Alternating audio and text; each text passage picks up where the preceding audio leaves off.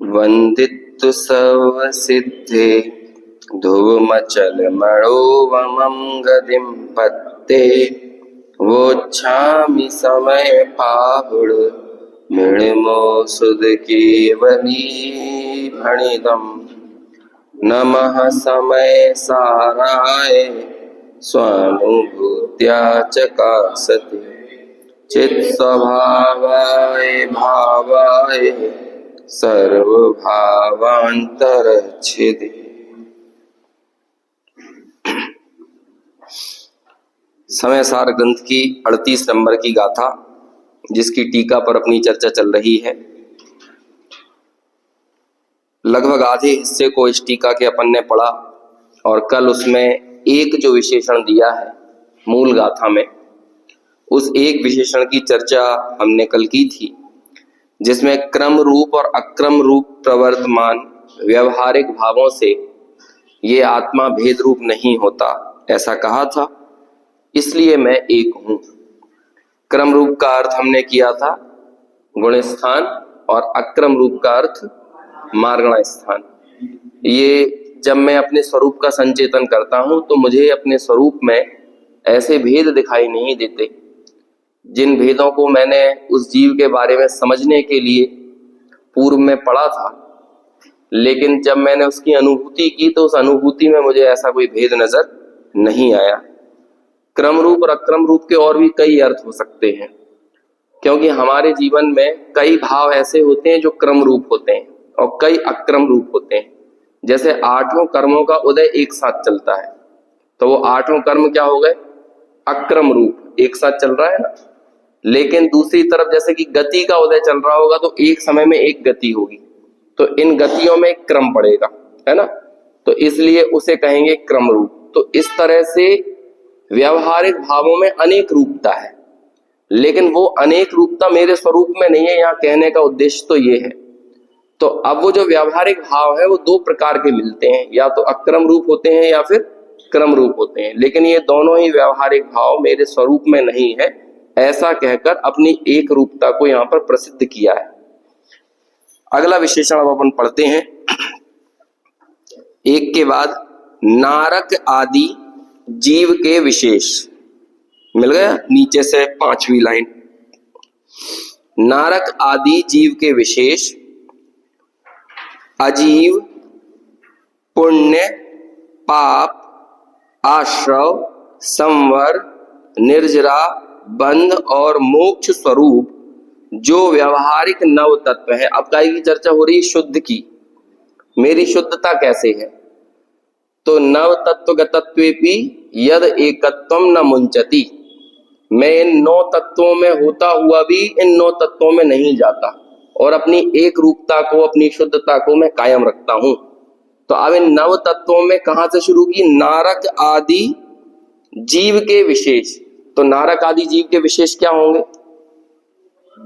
ये सभी गतियां, नारकी, मनुष्य, त्रियंच, देव, 10 प्राणों से जीने वाला व्यावहारिक आत्मा, वो सब क्या कहलाते हैं? ये जीव के विशेष। ये मेरे स्वरूप में नहीं है, या ये कहना चाह रहे हैं ये नारक आदि पर्यायों की विशेषता से मुझ में अशुद्धता आती है, लेकिन ये जब मैंने स्वरूप का संचेतन किया तो मुझे अपने में ऐसा कोई नारक, त्रियंच, देव, मनुष्यपना नजर नहीं आया। फिर मुझ में अजीव द्रव्य नहीं है, अजीवपना नहीं है। इस बात को स्वीकार करने में तो दिक्कत नहीं है, लेकिन बात अब आगे बढ़ती है। तो कहते हैं पुण्य पाप के भाव ये मेरे स्वरूप में नहीं है, आश्रव नहीं है, संवर और निर्जरा भी नहीं है, बंध नहीं है और मोक्ष भी मेरे स्वरूप में नहीं है। इस कारण से मैं शुद्ध हूं। और यही पूरी चर्चा 13वें नंबर की गाथा में, 13वीं गाथा की टीका में, है ना, वहां पर भी की थी। ऐसे मोक्ष स्वरूप जो व्यावहारिक नव तत्व हैं, उनसे टंकोत्कीर्ण एक ज्ञायक स्वभाव रूप भाव के द्वारा मैं अत्यंत भिन्न हूं। उनसे के बाद कौमा लगा हुआ है ना। फिर क्या कहते हैं? टंकोत्कीर्ण एक ज्ञायक स्वभाव रूप भाव के द्वारा।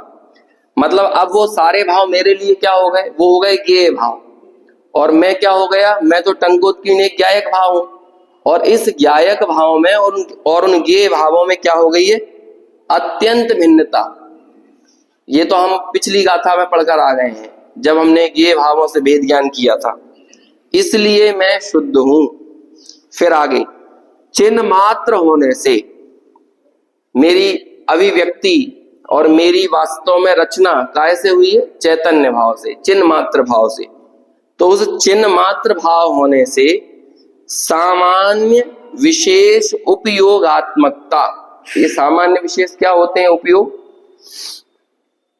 सामान्य बोलते हैं ज्ञान, क्या? दर्शन को, और विशेष बोलते हैं ज्ञान को।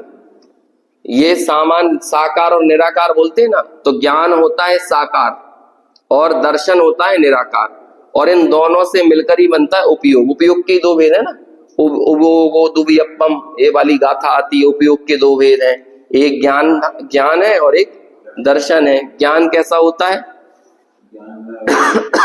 ज्ञान है विशेष। जब वो अपन ज्ञान सामान्य बोलते हैं ना, उस ज्ञान सामान्य का मतलब अलग होता है। लेकिन जब ये सामान्य, उसे बोलते हैं कि जो सामान्य सत्ता मात्र का ज्ञान करता है, उसे कहते हैं दर्शनोपयोग। और जो उस सत्ता के ज्ञान के बाद जो विशेष जानना होता है, वो किसमें होता है? वो ज्ञान में होता है। ज्ञान हमेशा विकल्पात्मक होता है। यहाँ विकल्प का मतलब वो नहीं है जो चारित्र गुण के विकल्प होते हैं। देखो, जिनवाणी में बहुत सारे शब्द एक जैसे सुनाई पड़ते हैं, लेकिन उन सब के अर्थ प्रसंग के अनुसार, संदर्भ के अनुसार अलग अलग होते हैं। कल भी हमने ये बात की थी। ज्ञान कभी भी निर्विकल्प नहीं होता। जब हम ऐसा बोलते हैं ना, तो ज्ञान के स्वरूप की बात हो रही है कि ज्ञान में विकल्पात्मकता है। विकल्पात्मकता मतलब क्या? कि गेयों की गे जो है ना, अनेक रूप से जैसा गे का स्वरूप है उसे वैसा जानना, ये ज्ञान की विशेषता है। दर्शन मात्र ये कहता है कुछ है, लेकिन दर्शनोपयोग ये नहीं बताएगा कि उसमें क्या विशेषताएं हैं। इस चीज को जानने में कौन समर्थ होगा? यदि आप ये कहने लगोगे कि सारे गेयों को ज्ञान एक सामान्य रूप से जानता है, तो फिर तो ये हो गया कि वो जैसा आश्रव है वैसे ही मोक्ष को जानने लगा। लेकिन ऐसा नहीं है। आश्रव दुखकारी है, सर्वज्ञ ने ये जाना है कि नहीं, क्योंकि उनमें दुख रूपता है। और मोक्ष सुखकारी है, ये भी जाना है। लेकिन जब बात कहते हैं कि ज्ञान में निर्विकल्पता आ गई, तो इसका मतलब क्या है? वहां पर निर्विकल्पता कहने का अभिप्राय यह होता है कि मोह के कारण खड़े होने वाले विकल्प चले गए, वो निर्विकल्पता। तो अब देखो, निर्विकल्पता के दो अर्थ हो गए।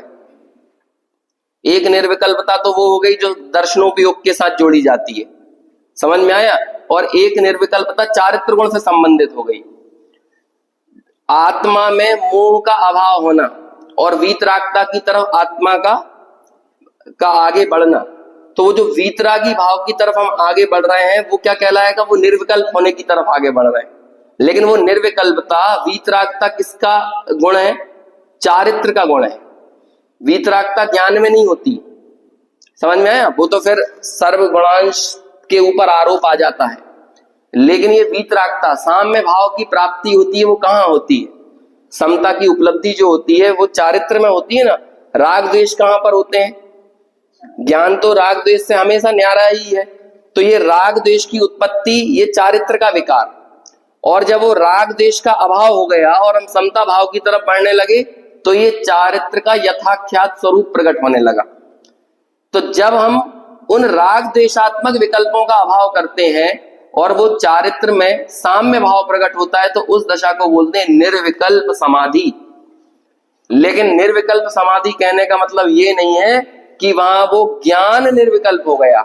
निर्विकल्प मतलब ज्ञान में साविचारपना चला गया। थोड़ी अजब गजब बातें हैं, है ना?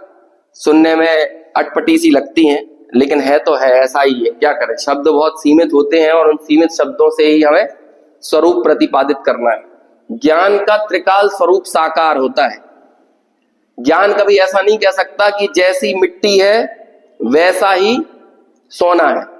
ज्ञान तो बताएगा सोने की जो स्पेशलिटी है और मिट्टी की जो है।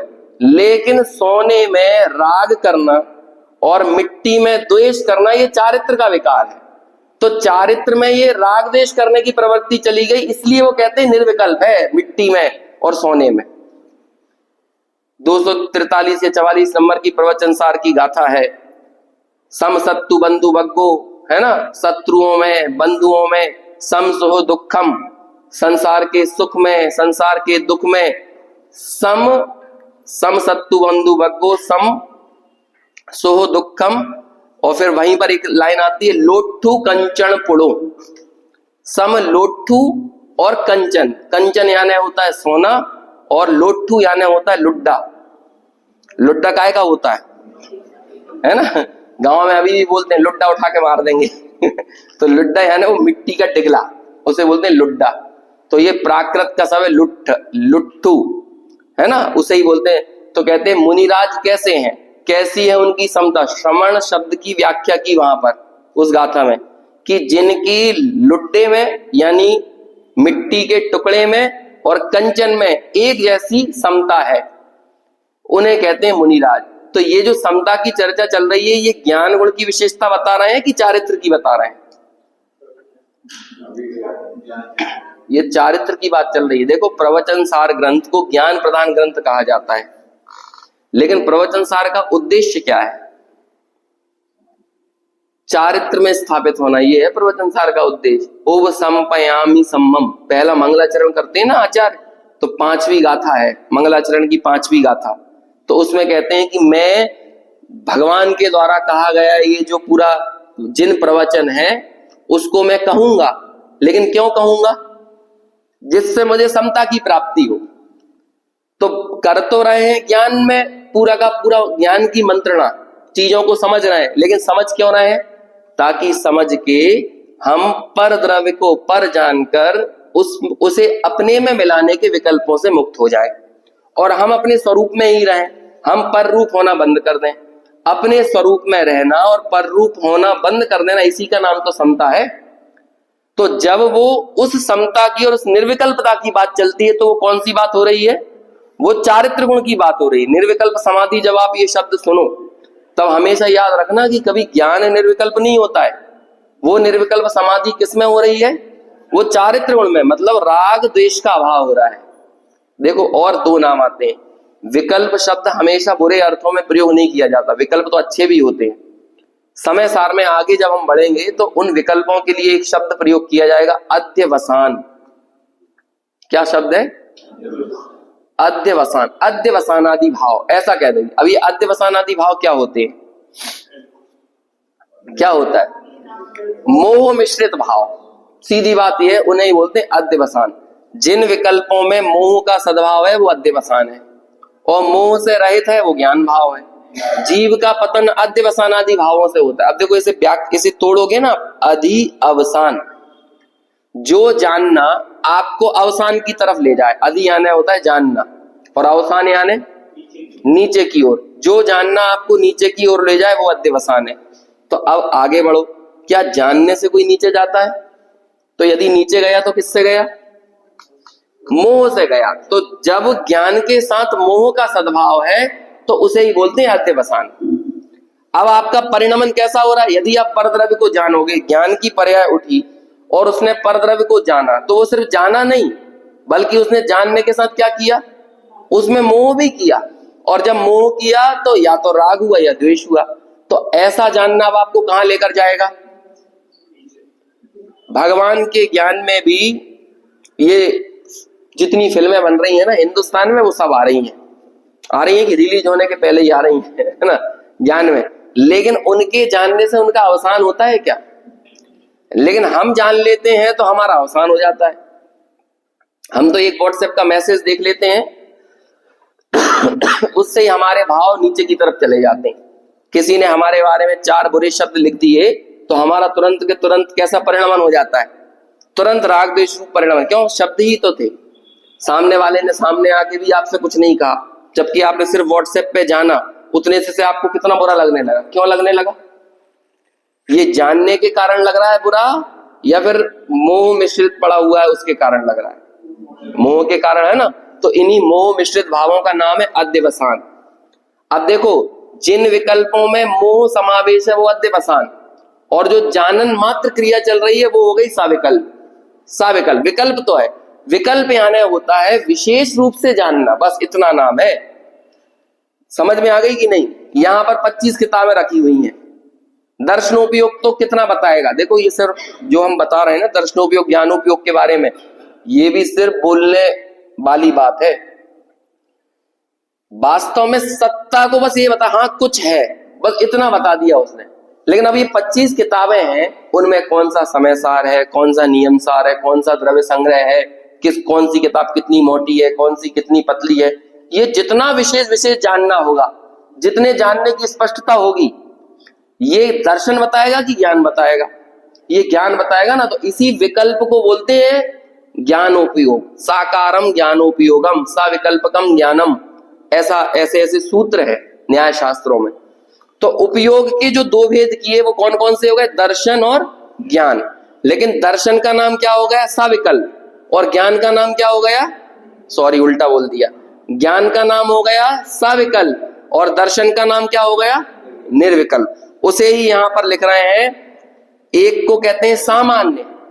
जब आपने निर्विकल्प निराकार रूप से जाना तो वो कहलाता है सामान्य, और जब विशेष रूप से जाना तो वो क्या कहलाता है? साकार।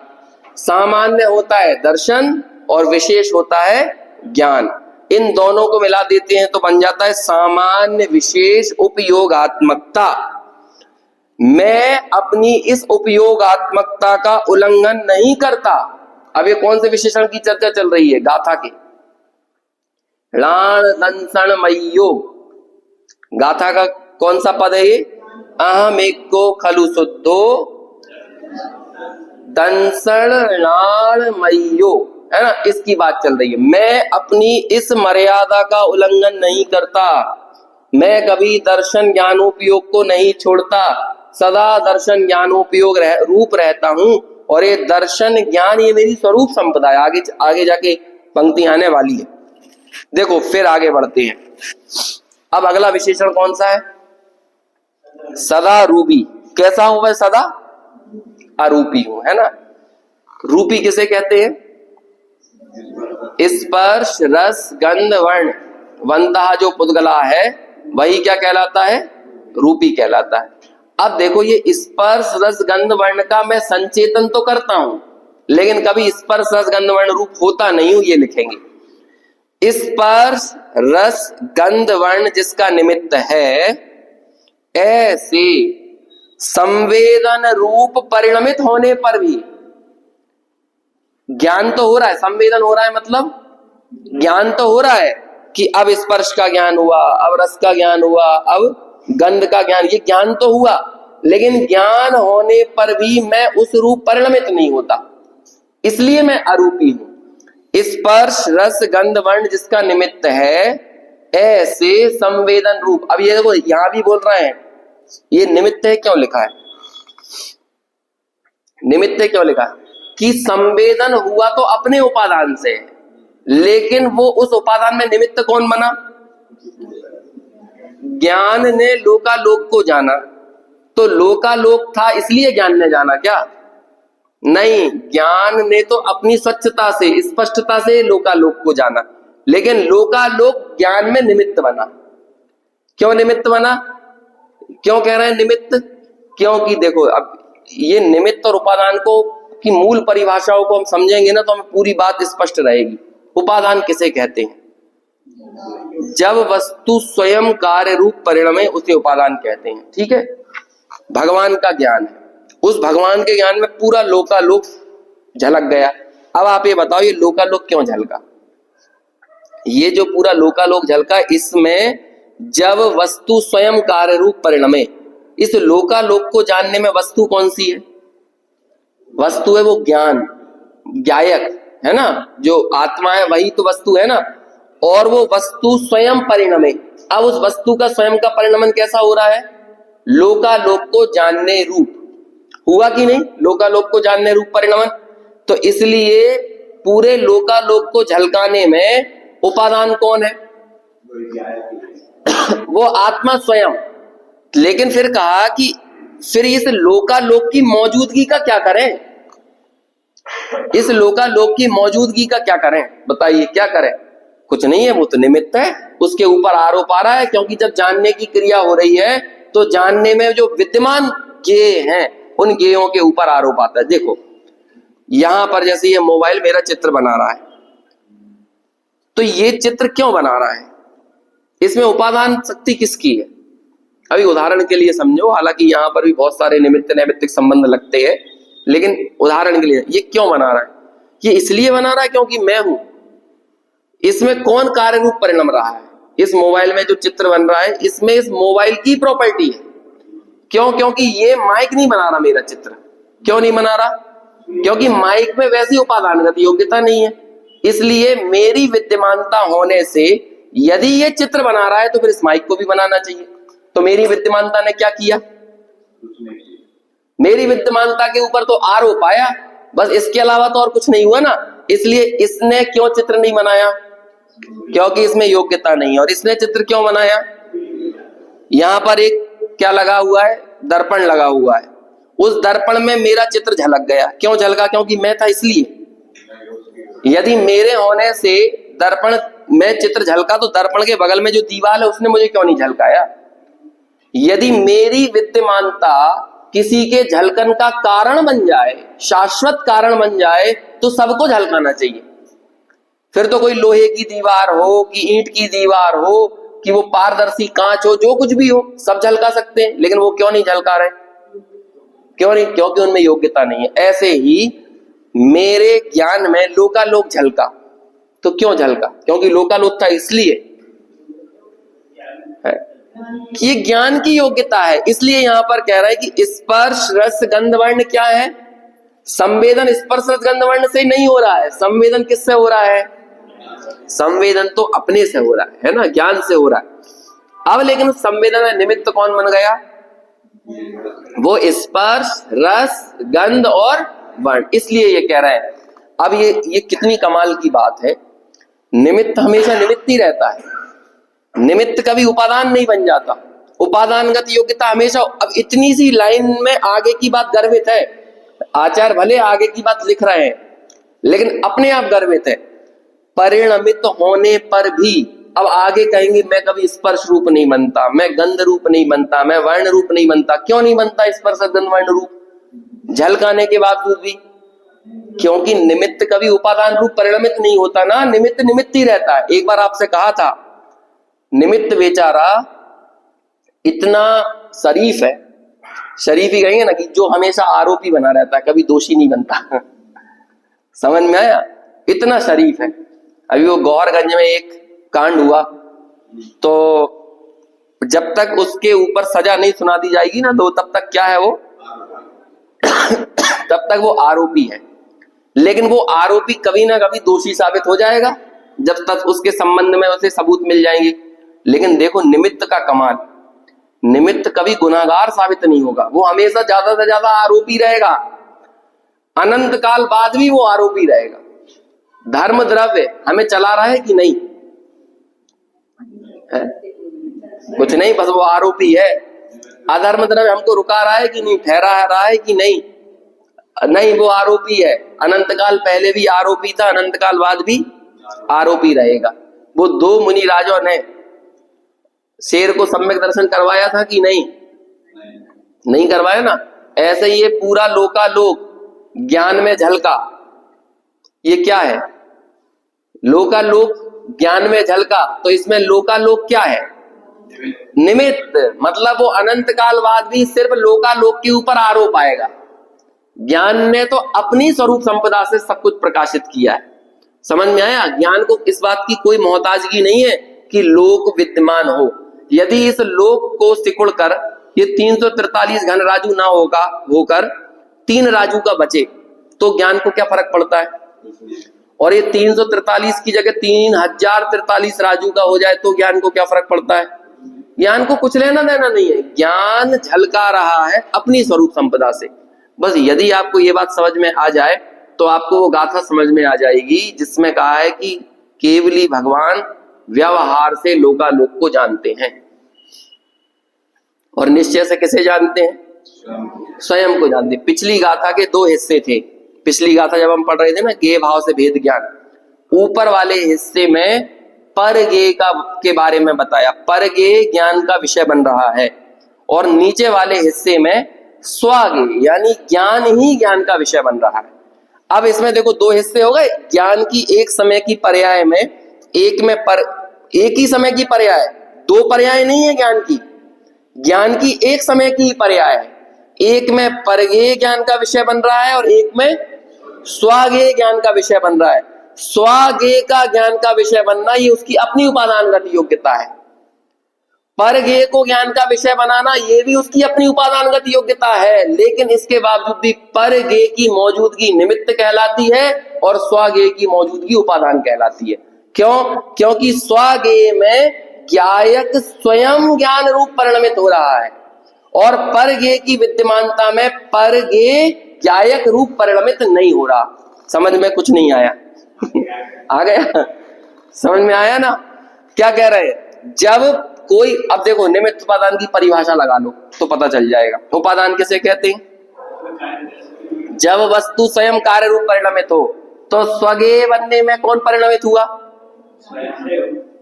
वो वस्तु स्वयं, ज्ञायक स्वयं परिणमित होकर अपने को गेय बना रहा है, ठीक है। लेकिन ज्ञायक स्वयं परिणमित होने पर परगेय को विषय बनाने पर भी परगेय रूप परिणमित नहीं हो रहा, इसलिए परगेय क्या हो गए? देखो ज्ञान की पर्याय, जैसे कि दर्पण में दर्पण झलक रहा है कि नहीं? दर्पण में दर्पण झलक रहा है कि नहीं? भले हम नहीं समझ पा रहे, लेकिन दर्पण में दर्पण झलक रहा है कि नहीं? स्फटिक का क्या रंग होता है? अरे ऐसा हो ही नहीं सकता कोई रंग ना हो। स्फटिक का अपना कुछ रंग है, आप उसे पकड़ नहीं पा रहा, ये बात अलग है। ये बात अलग है कि स्फटिक में कोई ना कोई मौजूद जो रंग है, स्फटिक में लाल रंग दिख रहा है। अब आपकी आंखें नहीं पकड़ पा रही हैं कि स्फटिक का अपना रंग क्या है, तो आपको क्या दिख रहा है? उसमें लाल लाल लाल लाल रंग दिख रहा है, लेकिन स्फटिक में ऐसा स्वयं का वर्ण है कि नहीं? अब ये दो वर्ण, स्फटिक का अपना वर्ण और स्फटिक में झलकने वाला वर्ण, ये दोनों एक साथ है कि नहीं? स्फटिक का अपना वर्ण क्या हो गया? स्वगेय। देखो उदाहरण को उदाहरण की तरह लेना, नहीं तो अभी ये कहने लगो आपकी एक समय में एक द्रव्य दो रंगों रूप कैसे परिणमित हो रहा है ना? क्योंकि वहां पर अनंत पुद्गल परमाणुओं का पिंड है, वो उसमें बहुत सारे पुद्गल परमाणुओं का भिन्न भिन्न परिणमन हो रहा है। लेकिन आप यहाँ पे स्थूल रूप से लो कि वो स्फटिक मणि में उसका अपना रंग भी है और उस स्फटिक मणि में उसी समय में क्या है? चलो ये छोड़ो, फिल्म देखने जाते हो, कभी गए होगे कि नहीं? तो पर्दे पे दो चित्र साथ दिख रहे हैं कि नहीं? एक तो जो लाइट पड़ रही है वो, और एक पर्दा खुद, एक पर्दा खुद दिख रहा है कि नहीं? ये तो पर्दे की स्वच्छता है कि जिसमें वो सारी चीजें दिख रही हैं। अच्छा, ये दो अलग अलग समय में दिख रहे हैं क्या? पर्दे का दिखना अलग समय में है और विभिन्न दृश्यों का दिखना अलग समय में, ऐसा हो रहा है कि नहीं? लेकिन अब आप ये बताओ, पर्दे में पर्दे का दिखना, इसमें कौन की स्वरूप संपदा गर्भित है? इसमें पर्दे की संपदा है। पर्दा स्वयं पर्दे रूप परिणमित हो रहा है, इसमें कोई दिक्कत है? लेकिन वो पर्दे की स्वच्छता ऐसी है कि उसी समय जो उस पर लाइट पड़ रही है तो वो विचित्र प्रकार का भी उसी समय दिख रहा है, उसी समय उस पर चित्र बदल रहे हैं। ये काम एक समय में हुआ कि नहीं? एक समय में दोनों काम हुए, लेकिन पर्दे ने पर्दे को झलकाया ये निश्चय से, और पर्दे ने वो लाइट के विभिन्न चित्रों को दर्शाया, ये क्या हो गया? व्यवहार से। ऐसे ही ज्ञान ने ज्ञान को झलकाया उसी समय, ये क्या हो गया? निश्चय। और ज्ञान ने उसी समय किसे झलकाया? अन्य परगेयों को झलकाया, ये क्या हो गया? ये हुआ व्यवहार। बस ऐसा ही है। लोकालोक को केवली भगवान कैसे जानते हैं? व्यवहार से। और निश्चय से किसे जानते हैं? क्यों? अपने आप को। क्यों? क्योंकि स्वयं को जानने में वो तन्मय है, जबकि लोकालोक को जानने में वो तन्मय नहीं। इतनी बात तो है। क्या करें? संस्कार, अविद्या के संस्कार अनादिकाल के ऐसे है ना, वो समाधि तंत्र की भाषा में बोले कि ये बात समझ में नहीं आती है। आचार्य हमें ये बताएंगे कि तुम सिर्फ अपने को ही झलकाते हो। अच्छा, पर्दा वो खड़ा हुआ है, खड़ा हुआ मतलब चिपका हुआ है, तो अब वो पर्दा क्या कर रहा है बताओ? बाकी चीजों को दिखाने में। ये पर्दा है ना, ये पर्दा लगा हुआ है अपना, अभी जो बंद है, लेकिन वो पर्दा क्या कर रहा है बेचारा? वो पर्दा तो पर्दा है। अब उसकी एक ऐसी स्वभावगत योग्यता है कि उस पर जो लाइट पड़ती है तो वो चित्र विचित्रात्मक रूप से झलकाता है। इसमें पर्दे का क्या दोष या पर्दे की क्या खूबी? पर्दा तो पर्दा है ना? आप हम इसे कह देते हैं, ये भी उपचार से कह देते हैं कि ज्ञान की खूबी देखो, कि ज्ञान में इतने ये झलक रहे। ज्ञान तो अपनी खूबियों से भी निष्प्रह है। हमने देखा ना 36 नंबर की गाथा में ज्ञान का उसकी खामियों से भेद ज्ञान कराया, और 37 नंबर की गाथा में ज्ञान का उसकी खूबियों से भेद ज्ञान कराया। ज्ञान तो ज्ञान है, ज्ञान को इस बात की कोई परवाह नहीं है कि उसमें खामी है कि खूबी है, ज्ञान तो ज्ञान है। ऐसे ही ज्ञान में, ज्ञान की विशेषता वास्तव में ये है कि जिसमें वो तन्मय है, और ज्ञान किसमें तन्मय है? ज्ञान अपने में तन्मय है। बाकी सब चीजें उसकी झलकन में आ रही हैं, उनका संवेदन हो रहा है, लेकिन कहते हैं ज्ञान बहुत निष्प्रहता के साथ उन सारे विषयों को जानता हुआ भी, उनको झलकाता हुआ भी उन रूप परिणमित नहीं होता, क्योंकि वो अपनी उपादान शक्ति को छोड़ने में असमर्थ है, और वो निमित्त भी अपनी जो सामर्थ्य है उसको छोड़ने में असमर्थ है। स्पर्श रस गंध वर्ण ये अपने गुणों को छोड़ने में असमर्थ है। स्पर्श रस क्या कहते हैं, स्पर्श रस गंध और वर्ण वाला पुद्गल, ये पुद्गल अपने गुणों को छोड़ने में असमर्थ है, और ज्ञान अपने ज्ञायकत्व को छोड़ने में असमर्थ है। तो इसे ही कहते हैं कि जिसका निमित्त कौन है? स्पर्श रस गंध वर्ण है। ऐसे संवेदन रूप परिणमित होने पर भी स्वयं क्या होता है? स्पर्शादि रूप स्वयं परिणमित नहीं हुआ। इसलिए परमार्थ से, परमार्थ क्यों लगाया? क्योंकि जब निमित्त का समावेश वस्तु में किया जाए तो वो ही कहलाता है व्यवहार, और जब वस्तु का समावेश ही उस मूल वस्तु में किया जाए वो क्या कहलाता है? निश्चय। वो जो परिभाषा थी ना, केवली भगवान ने लोकालोक को जाना, ये व्यवहार। क्यों? क्योंकि लोकालोक वस्तु में समाविष्ट नहीं हुआ, लेकिन केवली भगवान ने खुद को जाना, तो वो ज्ञान में समाविष्ट था, तो इसलिए वो हो गया निश्चय, और लोकालोक को जानना क्या हो गया? व्यवहार। ऐसे ही मैं नर नारकादि रूप परिणमित हुआ, या मैंने स्पर्श रस गंध वर्ण को अपने ज्ञान का विषय बनाया, लेकिन इसके बावजूद भी मैंने अपनी शुद्धता को नहीं छोड़ा, अपने ज्ञायकत्व को नहीं छोड़ा। ये मेरे वास्तव में परमार्थ से मेरे अरूपी होने का रीजन है। और ये बात कब निकल रही है? इसे पढ़ने के बाद नहीं, स्वरूप संचेतन। आप ये समझो, ये गाथा और ये टीका कब लिखी गई है, उस संदर्भ को समझो कि आचार्य भगवान से किसी ने पूछा कि स्वरूप संचेतन भेद ज्ञानी को कैसा होता है। तो मतलब कब की बात हुई? हम ये भले कितना ही बोल लें, इस पर कितनी चर्चा कर लें, लेकिन इस बात को हम समझ कब पाएंगे? जब हम स्वयं स्वरूप संचेतन को प्राप्त कर लेंगे। तो कहते हैं कि फिर हम अभी पढ़ क्यों रहे हैं? इसलिए पढ़ रहे हैं कि वो दृष्टि के विषयभूत भगवान आत्मा की वास्तविकता कैसी है हम उसे समझ पाए। वो ऐसा होता है, समझ में आया? वो कैसा है? एक है, शुद्ध है, और कैसा है? दर्शन ज्ञानमय है, और सदा अरूपी है। इसलिए परमार्थ से मैं सदा अरूपी हूं।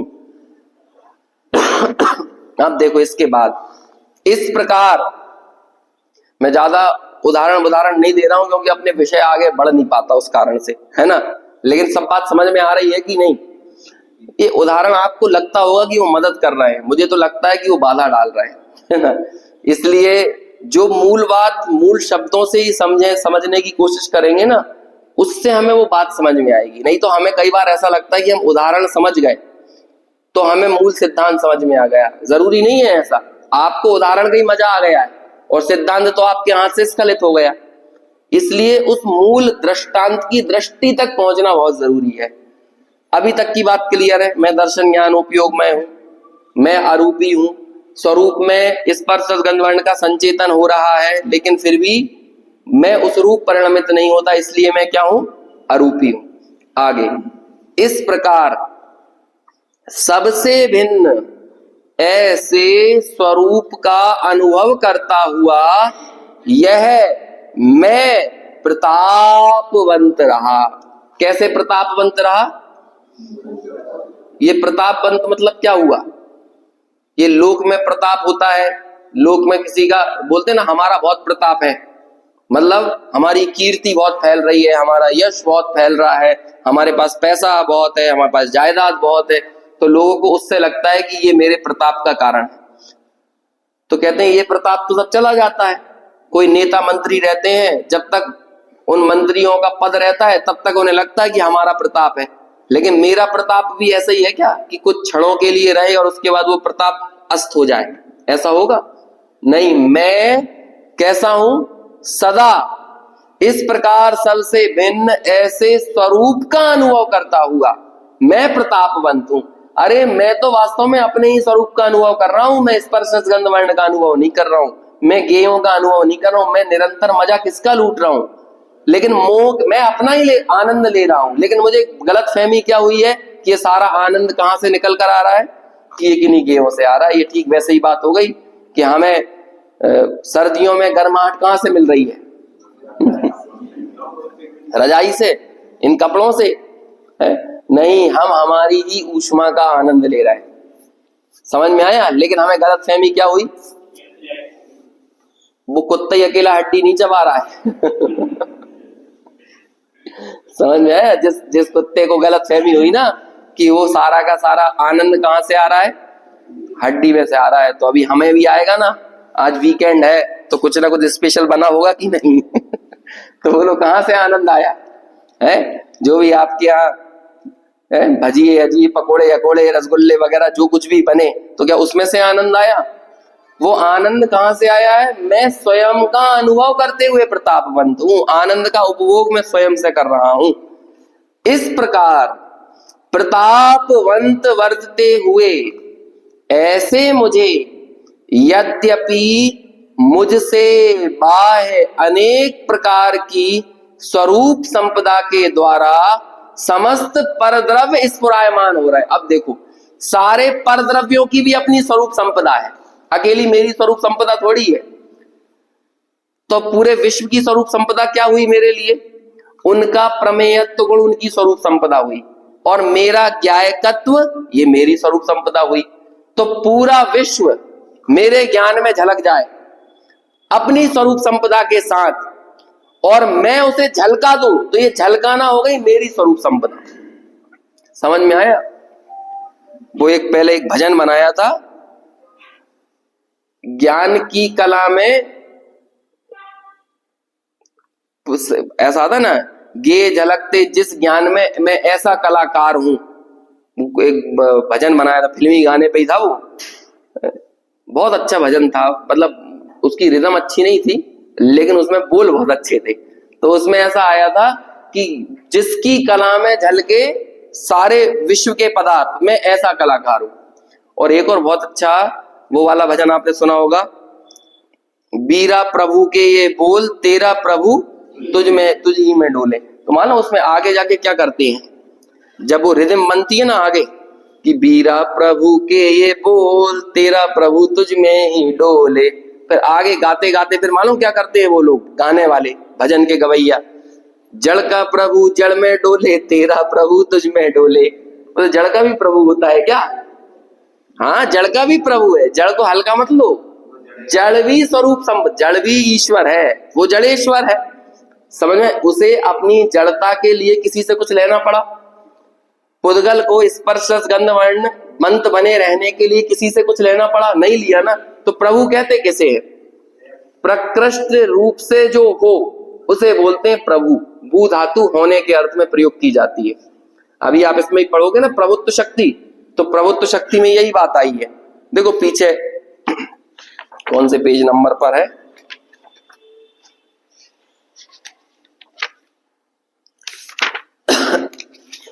परिशिष्ट में। हाँ ये देखो, ये शायद 6ठी 7वें नंबर की होगी ना। हाँ 7 नंबर की, 7 नंबर की है, 611 नंबर के पेज पे। अखंडित प्रताप स्वातंत्र शालित्व लक्षणा, हिंदी में देखो इसका 7 नंबर, जिसका प्रताप अखंडित है। अभी भी हम यहाँ प्रताप के बारे में पढ़ रहे हैं कि नहीं? अर्थात किसी से खंडित नहीं की जा सकती ऐसे स्वातंत्र से शोभायमान जिसका लक्षण है, ऐसी प्रभुत्व शक्ति जिसका प्रताप कभी खंडित नहीं होगा। और वो प्रताप किससे आया है? किसी अन्य से आया है क्या? स्वतंत्र, अपने आप से स्वतंत्र रूप से वो शोभायमान हो रहा है, ऐसा वो प्रतापवंत है। और ऐसा प्रतापवंत मैं ही हूं क्या? विश्व का चप्पा चप्पा, कोना कोना, कण कण, अणु अणु, परमाणु परमाणु ऐसा ही प्रतापवंत है। वो यहां पर लिख रहे हैं, अनेक प्रकार की स्वरूप संपदा द्वारा समस्त परद्रव्य स्फुरायमान है। ये अनेक प्रकार की स्वरूप संपदा किनकी हो गई? पूरे जगत के ज्ञेयों की स्फुरायमान है। तो उसके पहले क्या लगा है? यद्यपि। यद्यपि बाह्य अनेक प्रकार की स्वरूप संपदा के द्वारा समस्त परद्रव्य स्फुरायमान। स्फुरायमान यानी क्या होता है? प्रकट हो रही है। देखो, लोक में तो जो संपदा होती है ना, उसे तो हम छुपा के रखते हैं, लेकिन वस्तु की स्वरूप संपदा प्रकट हो रही है। और काय में प्रकट हो रही है? वो उनकी पर्यायों में, पर्यायों में वो स्वरूप संपदा प्रकट हो रही है, स्फुरायमान है। तथापि, अब जब यद्यपि लगा है तो तथापि आएगा कि नहीं? जगत के प्रत्येक द्रव्य अपनी स्वरूप संपदा के साथ स्फुरायमान हो रहे हैं। और क्या है उनकी स्वरूप संपदा? क्या है उनका प्रभुत्व गुण? है ना, जड़ का प्रभु जड़ में डोले, चेतन का चेतन में डोले, है ना। तो क्या हुआ? जड़ में है उनकी, जड़ का प्रभु जड़ में होगा, लेकिन वो जड़ का प्रभु कभी चेतन का नहीं होता। चेतन का प्रभु चेतन में ही रहेगा। तो चेतन का प्रभु क्या है? चेतन का प्रताप क्या है? चेतन की संपदा क्या है? उसका ज्ञान, उसका उपयोग, जिसमें वो सारे विश्व को झलकाता है, उसका ज्ञायकत्व उसकी संपदा है। और पूरे विश्व की स्वरूप संपदा क्या हो गई? ज्ञायक की नजरिए से देखो तो उनका प्रमेयत्व गुण, ये उनकी स्वरूप संपदा हुआ। तथापि कोई भी परद्रव्य परमाणु मात्र भी मुझ रूप भासते नहीं। देखो, मैं जब अपने स्वरूप का संचेतन करने गया तो मुझे दिखा, उस ज्ञान में उस समय विद्यमान जो भी ज्ञेय थे वो सब झलके। लेकिन कितने कमाल की बात है, झलकने के बावजूद भी वो कभी मेरे में भासे, लेकिन मैं उन जैसा हो गया हूं ऐसा नहीं भासा। केवल ज्ञानी को पूरा लोकालोक अपने में भासा। भासा मतलब उनने उसे जाना, लेकिन उस विश्व के एक परमाणु मात्र भी वो परिणमित हो गए, या विश्व का कोई एक परमाणु उन रूप परिणमित हो गया, ऐसा नहीं भासा। समझ में आया? इसे बोलते हैं केवल ज्ञान। हम लोग तो ना केवल ज्ञान से भी 2 कदम आगे चलते हैं। चल रहे हैं कि नहीं? 2 कदम आगे, कि जो केवली को नहीं लगता वो हमको लगता है। केवली को नहीं लगता ये कि मैं परद्रव्य रूप हूं, लेकिन हमको लगता है, तो हम उनसे 2 कदम आगे हो गए कि नहीं? इसलिए ये मिथ्या ज्ञान है। ये 2 कदम आगे नहीं चलना है। अपने आप को भगवान से कम मानना नहीं, और अपने आप को परद्रव्य रूप भी जानना नहीं। अपने आप को भगवान से कम माना मतलब अपने भगवत पने को आपने नहीं स्वीकार किया, ये अपने आप को न्यून जानना है। और अपने आप को परद्रव्य रूप जाना, परद्रव्य के गुणों रूप जाना, परभावों रूप जाना, ये अपने आप को ज्यादा जानना है। बोलो, ईमानदार दुकानदार कौन? जो कम तौले या जो ज्यादा तौले? कौन होता है? ऐसा होता है ना, कई बार किसी मुनीम के बारे में पता चल जाए, जो उस पे बैठता हो गल्ले पे, और वो किसी को ज्यादा तौल तौल कर देता हो, तो बोलो उसकी नौकरी कितने दिन टिकेगी? पकड़ में आएगा तो जाएगा कि नहीं? सम्यक ज्ञान का लक्षण है ये, जैसा है वैसा जानना, ना कम जानना ना ज्यादा जानना। ये मिथ्या ज्ञान क्यों है? क्योंकि ये कुछ चीजों में कम जानता है और कुछ में ज्यादा जानता है। समंत भद्राचार्य की रत्नकर्ण शाहुकाचार्य के दूसरे अधिकार का पहला श्लोक है, अन्यूनमनतिरिक्तम याथा तथ्यम बिना च विपरीतात निस्संदेहम वेद यदाहुस्त ज्ञानमागमिना।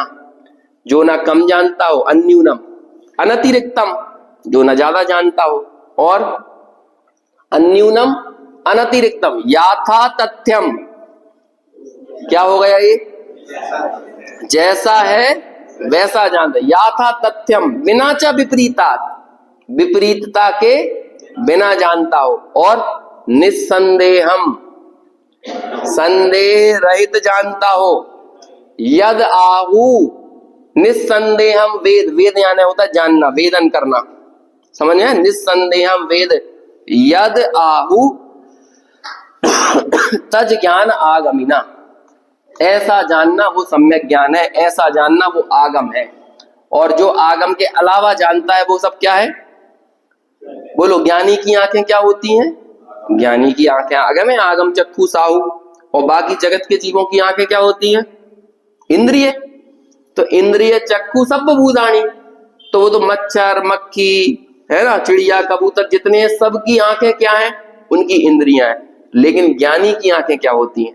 आगम होती हैं, श्रुत ज्ञान होता है। और श्रुत ज्ञान की सच्चाई, श्रुत ज्ञान की वास्तविकता क्या है?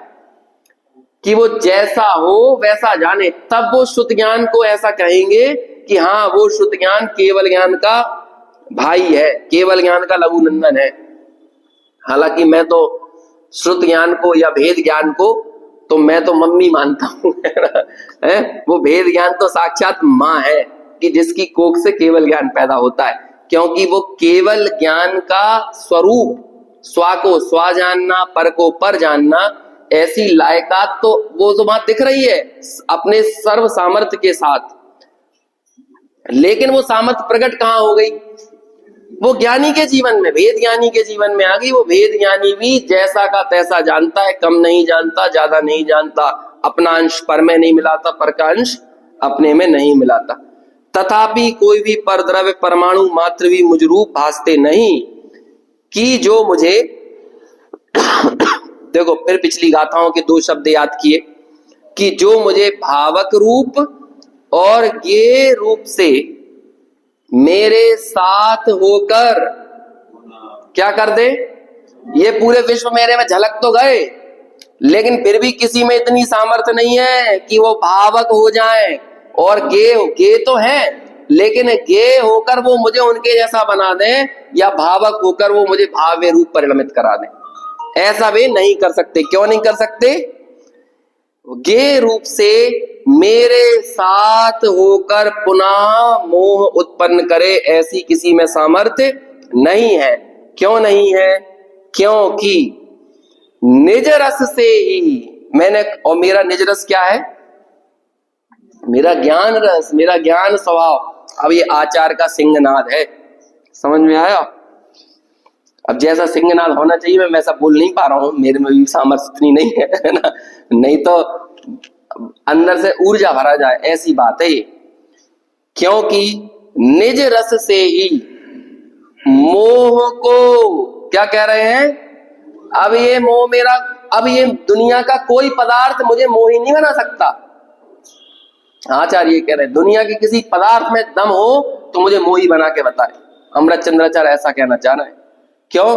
क्योंकि निज रस से मैंने अपने, क्या कहते हैं, निज रस का अवलंबन लेकर, और मैंने क्या किया है? मोह को मूल से ही उखाड़ कर क्या कर दिया? और कैसा उखाड़ा है? ऐसा नहीं उखाड़ा कि अगले साल फिर से वहां पे पैदा हो जाए। मूल से उखाड़कर वो पुनः अंकुरित ना हो, मतलब अब वो दोबारा पैदा ना हो सके, मठा डाल दिया समझ लो वहां पे।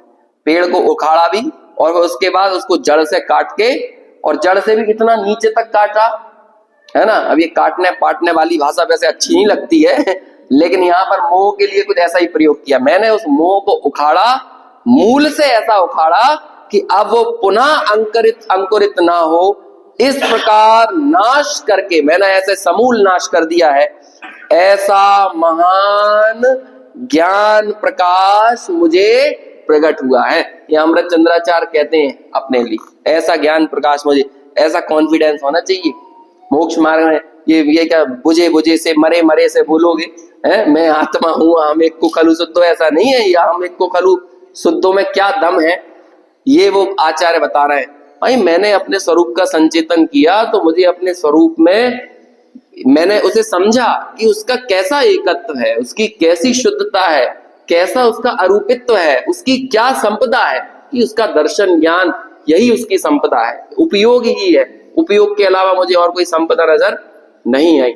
ऐसा प्रतापवंत है, और ऐसे प्रतापवंत इस ज्ञान ने अपने निज रस में सिर्फ निज का ही अनुभूति की, स्वरूप की ही अनुभूति की। अब फिर दुनिया का कोई भी पदार्थ ज्ञेय भाव से अथवा भावक भाव से मुझ में मोह उत्पन्न नहीं करा सकता, क्योंकि मैंने मोह को मूल से उखाड़कर अब वो पुनः प्रकट ना हो, ऐसा महान ज्ञान प्रकाश मुझे प्रकट हुआ है। इस प्रकार की बड़ी सुंदर चर्चा भी अपन ने की। बाकी अब इसका भावार्थ पढ़ेंगे। और फिर अब जब ऐसा भगवान आत्मा मिल गया है, ज्ञान का समुद्र हमें मिल गया है, तो अब आगे क्या करना है? क्या करना? अपने अब इतनी गर्मी पड़ती नहीं है, मैं आपकी भूमिका बना दे रहा हूं कल की, है ना। अपने अब ऐसी गर्मी पड़ती नहीं है। मान के चलो 58 डिग्री का टेम्परेचर हो, एक बार जैसलमेर में हुआ था शायद, ऐसी गर्मी हो और आप गर्मी से झुलस गए हो जगत में, और आचार्य ने आपके सामने, मतलब ऐसा हो कि सामने एकदम ठंडा लहलहाता हुआ कोई सरोवर आपको दिख जाए उस गर्मी में, तो बोलो क्या करोगे? क्या करेंगे? पक्का। तो ऐसे ही हम अनादिकाल से मोह से झुलस रहे थे, अब हमारे सामने ज्ञान सरोवर सामने रख दिया, तो बोलो क्या करोगे? कूदेंगे कि नहीं? तो ऐसे ही बोलते हैं मज्जन्तु, है ना। मज्जन्तु मतलब होता है कूद जाओ, है ना। अब अगला श्लोक जो आएगा ना, उसका पहला शब्द यही है, मज्जन्तु निर्भर ममी, है ना। ऐसे इस ज्ञान के सरोवर में अब तो कूद जाओ। और ये कलश इस पूरे पूर्व रंग का अंतिम कलश है। ऐसे उस ज्ञान के सरोवर में डूबने के लिए अब आचार्य हमें प्रेरित करेंगे, जिसकी चर्चा अपन आगे कल करें।